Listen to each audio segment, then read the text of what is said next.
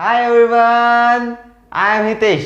आप सभी का स्वागत करता हूं मेरे प्यारे से और मीठे से चैनल फ्यूचर एकेडमी में। तो फ्रेंड्स, आज हम पढ़ने जा रहे हैं क्लास 11th का chapter number 4 of chemistry, structure of atom. This is our lecture number 4। हमने पहले लेक्चर नंबर 3 किया था, उसमें हमने देखा था आइसोटोप्स क्या होते हैं, आइसोबार्स क्या होते हैं, आइसोटोन्स क्या होते हैं। उससे पहले पढ़ा था इलेक्ट्रॉन की डिस्कवरी की किसने की, प्रोटॉन की डिस्कवरी किसने की। तो आज हम पढ़ने जा रहे हैं drawbacks of Rutherford atomic model. Proton की डिस्कवरी जिसने की थी रदरफोर्ड, उनका हम ड्रॉबैक देख रहे हैं। Drawback of Rutherford atomic model, उनके एटॉमिक मॉडल का हम क्या देख रहे हैं आज, ड्रॉबैक देखते हैं। तो चलो फ्रेंड्स, अब हम पढ़ते हैं drawbacks of Rutherford atomic model. तो फ्रेंड्स, हमने देखा था एटम देखा था, एटम क्या होता है। Atom is made up from nucleus, from the sub atomic particles, electrons, proton and neutrons. तो फ्रेंड्स, जो एटम होता है उसके अंदर क्या क्या प्रेजेंट होता है, न्यूक्लियर पार्ट होता है और एक्स्ट्रा न्यूक्लियर पार्ट होता है। न्यूक्लियस कहाँ होता है उसका, न्यूक्लियस एट सेंटर। न्यूक्लियस कहाँ होता है, न्यूक्लियस एट सेंटर। उसके बाद जो इलेक्ट्रॉन्स होते हैं, न्यूक्लियस में क्या क्या होता है, प्रोटॉन्स एंड न्यूट्रॉन्स होते हैं। सो फिर एक्स्ट्रा न्यूक्लियर पार्ट में क्या होता है, एक्स्ट्रा न्यूक्लियर पार्ट्स में इलेक्ट्रॉन जो होते हैं वो रिवॉल्व होते रहते हैं। सो इलेक्ट्रॉन्स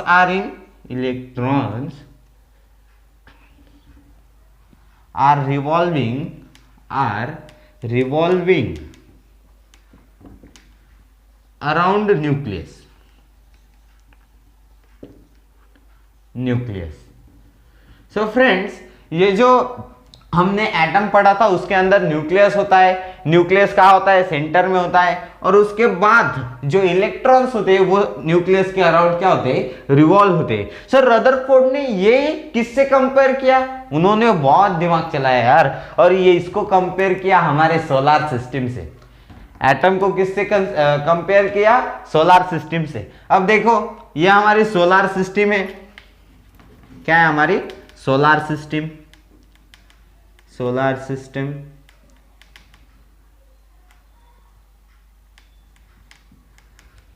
यहां पे न्यूक्लियस एट सेंटर होता है, वहां क्या होता है, सन एट सेंटर।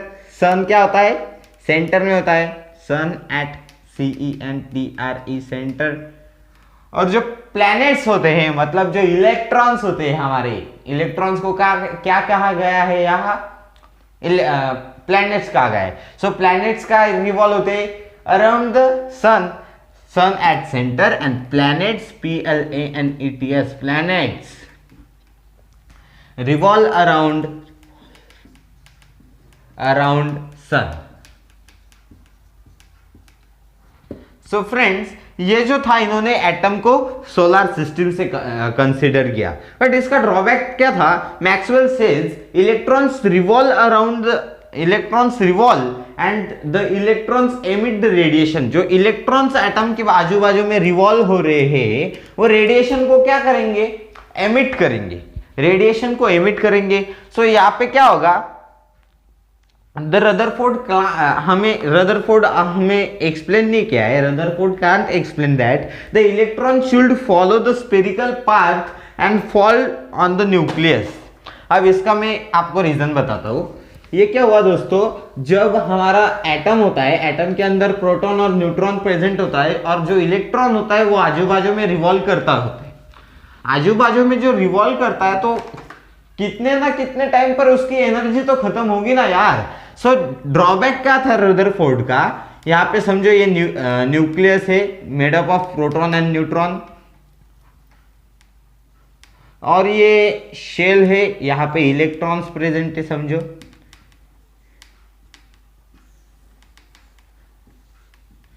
अब रदरफोर्ड ने हमें क्या एक्सप्लेन नहीं किया दोस्तों, ये जो इलेक्ट्रॉन्स है ये अपने शेल में घूम रहे, बट इनके पास जितनी एनर्जी होगी, the electrons revolve, so electrons emit the radiation.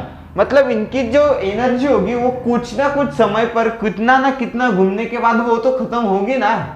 सो फिर ये इलेक्ट्रॉन्स की अगर एनर्जी खत्म हो गई, if there is no energy in electrons they will fall down on the nucleus. यार अगर ड्रॉबैक क्या है रदरफोर्ड का, फिर उन्होंने यही एक्सप्लेन नहीं किया कि इलेक्ट्रॉन क्या घूमते ही रहेंगे, उनकी एनर्जी खत्म होने के बाद वो क्या न्यूक्लियस पर गिर नहीं जाएंगे। सो फिर this theory is not explained by the Rutherford and that's why the atomic model was rejected। और इसका एक दूसरा भी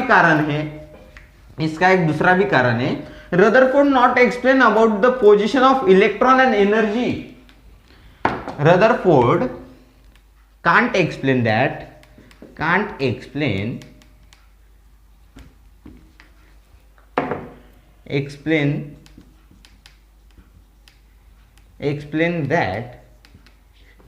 the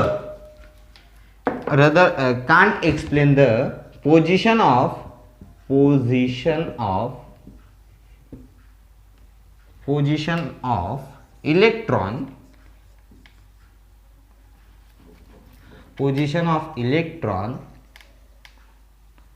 and energy of electrons। इन्होंने इनकी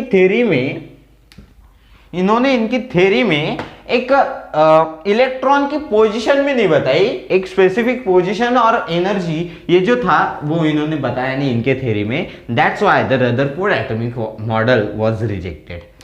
सो हमने पहला देखा कि जो इलेक्ट्रॉन्स होते हैं वो शेल में रिवॉल्व होते हैं, शेल में वो क्या होते हैं, रिवॉल्व होते हैं। तो फिर कुछ ना कुछ स्फेरिकल पाथ, मतलब कुछ ना कुछ डिस्टेंस जाने के बाद, कितना ना कितना चक्कर मारने के बाद उनकी एनर्जी तो खत्म होगी ना यार। एनर्जी इमिट्स द रेडिएशन, वो एनर्जी क्या करती है, रेडिएशन को इमिट्स करती है। सो फिर कुछ ना कुछ देर बाद वो एनर्जी खत्म हो जाएगी और वो न्यूक्लियस पर गिर जाएगी। सो उन्होंने ये अपने थ्योरी में नहीं बताया। That's why the Rutherford atomic model was rejected. So friends अब हम देखते हैं Bohr's atomic model. Bohr's atomic model क्या होता है अब हम वो देखते हैं। तो चलो फ्रेंड्स हमने रदरफोर्ड एटॉमिक मॉडल का ड्रॉबैक तो देख लिया, पर हम अब देखने जा रहे हैं Bohr's atomic model.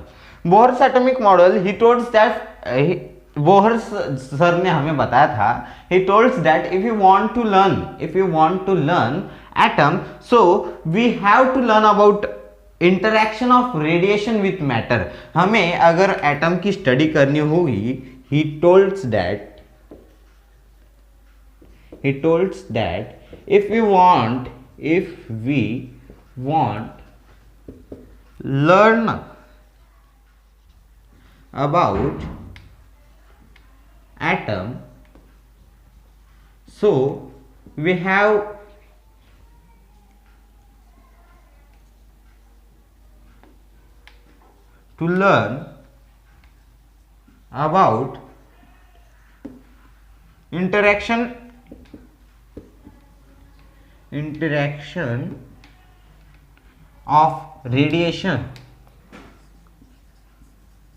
of radiation with matter।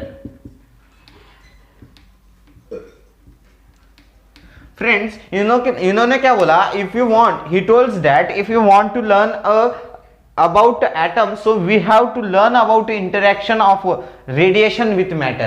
हमें क्या पढ़ना होगा, interaction of radiation with matter. Matter के साथ जो इंटरेक्शन है, किसका इंटरेक्शन ऑफ रेडिएशन का जो इंटरेक्शन है मैटर के साथ, वो हमें पढ़ना होगा। तो फ्रेंड्स अगर ये देखो हमारे पास समझो रेडिएशन है और मैटर है, we have radiations and matter. ये क्या है, रेडिएशन है, this is radiation and this is matter. ये क्या है, मैटर है। ये एक दूसरे को क्या कर रहे हैं, इंटरैक्ट कर रहे हैं। This is matter, this is an radiation and they interacting each other, they are interacting each other, interaction हो रहा है इनके बीच में। So friends, this is a radiation and this is a matter। ये क्या है, रेडिएशन है, ये क्या है, मैटर है, और इनके बीच में क्या हो रहा है, interaction. This is an radiation, this is matter, in between them there is a interaction is done, and in interaction we see that interaction के दौरान हमें दो चीजें मालूम पड़ी, wave particle wave particle duality. Interaction के दौरान हमें ये दो चीज इनके अंदर दिखी। And line LINE line emission spectra.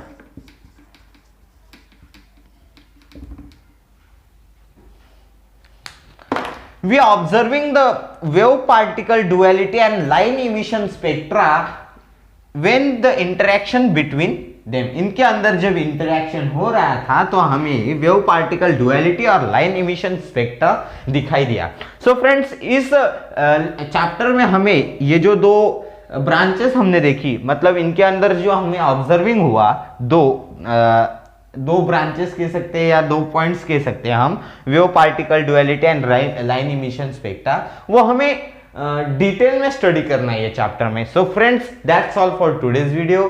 अब हम इसकी जो कैरेक्टरिस्टिक्स है और इसका जो इंफॉर्मेशन है वो हम अपने अगले लेक्चर में देखेंगे। So friends, that's all for today's video. अब हम मिलते हैं अपने अगले लेक्चर में, तब तक के लिए take your care, bye bye.